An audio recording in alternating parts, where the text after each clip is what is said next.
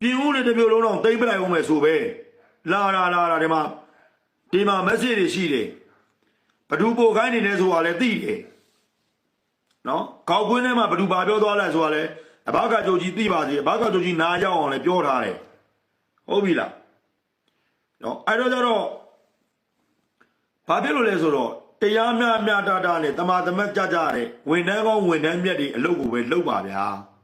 ခင်ဗျားတို့အစဉ်ဆက်လုပ်ခဲ့တာတွေများပါပြီနော်ခင်ဗျားတို့အစဉ်ဆက်တွေဒီပြည်ဦးလင်မှာအနိုင်ကျင့်တာမြေယာအနိုင်ကျင့်တာတွေ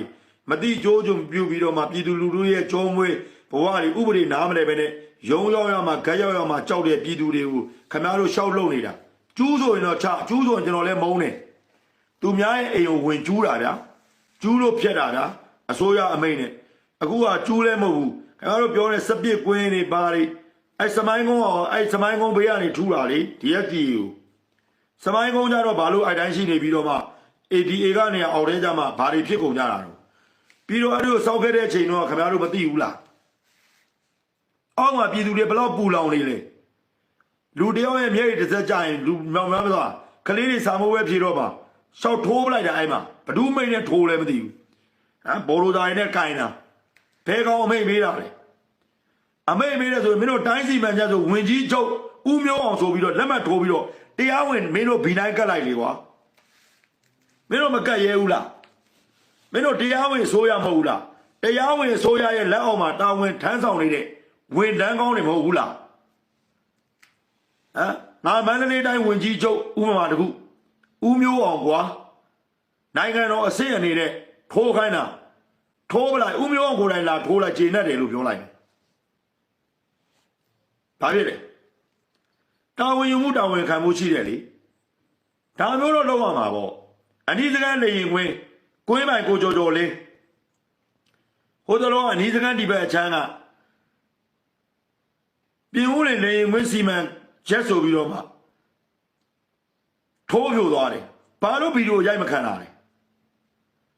အုတ်နေရလေးကိုလမ်းပေးရအောင်ဟိုဘက်မှာတမပြီးတော့ကြာရင်ပြီးရင်အကွက်ရိုက်ရောင်းတော့မယ်ဟာအစိုးရနဲ့လုပ်တယ်ဆိုရင်ခင်ဗျားတို့တရားဝင်ပွင့်လင်းမြင်သာသွားလမ်းမကြီးပေါ်မှာ public area မှာလေခင်ဗျားတို့ဗီဒီယိုပိုင်းတစ်ခုတော့ရိုက်ခိုင်းလိုက်လေခင်ဗျားတို့မရိုက်ခိုင်းရဘူးလားဟုတ်လားနိုင်ငံတော်တက်မတော်မန္တလေးတိုင်းဝင်ကြီးချုပ်ရဲ့စီမံချက်ဆိုပြီးတော့စာထုတ်ပြီးတော့ရေးလိုက်လေ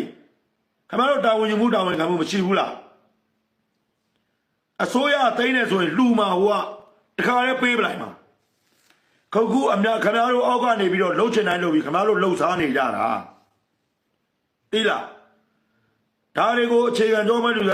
သူတို့မှာအစင်းစင်းစာရွက်စာတမ်းနေနဲ့ရှိပြီးသားနော်ခင်ဗျားတို့အဲ့ဒါဆိုရင်ဒီ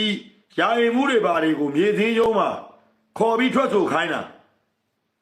သူတို့ရဲ့ထွက်ဆိုချက်တွေကိုခင်ဗျားတို့ပယ်ပြီးတော့မှအထက်ကိုခင်ဗျားတို့ဘာလို့ဒီတိုင်းတင်တာ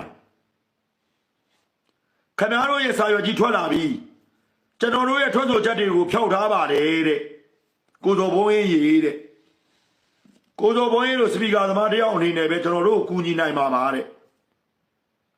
အဲ့ဒီယာယီမှုကဘာဆောက်ဆန်ရှိဘာဆောက်ဆန်မှမရှိဘာမှမသိဘူးတွေ့ရေးကြိုရေးနဲ့သူတို့မှကူရမဲကြရမဲဖြစ်နေပြီနော်ခင်ဗျားတို့လှုပ်ချင်တိုင်းလှုပ်တာနော်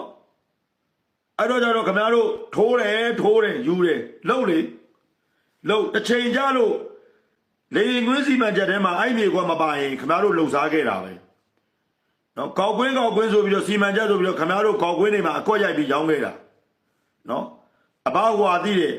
အဘကာကွယ်ဦးစီးချုပ်ကြီးနားမှာနေတဲ့အပိုမပြောတဲ့ဘိုလ်ချုပ်ညိုစောလို့သိတယ်နော်ဦးစိုးဝင်းမောင်လားចောင်းကြီးတော့လားနော်အဲ့မှာဖြစ်ပြီးတော့မှတိမ့်ပြီးတော့အခုကန်တော်လေးနားမှာ1000ကျော်နဲ့နော်ပတ်စံ3000နဲ့ချီပြီးတော့ကြော်ပြီးတော့ရောင်းစားနေတာနိုင်ငံတော်အတွက်လားမဟုတ်ဘူးကိုချိုးတွေလောက်သွားကြတာဒါလက်ရှိမြေပြင်လက်ရှိဗကီရီတရားရှိတဲ့အမှန်တရားတွေနော်အဲ့တော့ခင်ဗျားတို့မလုပ်ပါနဲ့ပြည်သူတို့နော်ခင်ဗျားတို့ရိုးသားသားလုပ်တဲ့ဝန်ထမ်းတွေလုပ်ပါမလုပ်နိုင်ရင်ထွက်ပါတော့ထွက်ခစ်တွင်လိုက်တော့နော်ငါတို့မလုပ်နိုင်တော့ဘူးကွာဆိုလဲပြီးတယ်လေထွက်တယောက်မှမလုပ်လဲကောင်းတယ်ကွာစစ်သားတယောက်မှမလုပ်စစ်တပ်မရှိလဲကောင်းတယ်ကွာဥပမာတစ်ခုခင်ဗျားတို့ဝန်ထမ်းမရှိတော့လဲဝန်ထမ်းတယောက်မှမလုပ်ဝန်ထမ်းမရှိလဲကောင်းတယ်ရဲမရှိလဲကောင်းတယ် အဲ့တော့တကယ်နိုင်ငံတော်ကိုစေတနာပါတဲ့ကောင်ကတိုင်းပြည်ကိုအုပ်ချုပ်ပြီးတော့မှခင်ဗျားတို့လှုပ်လိုက်မယ်နော်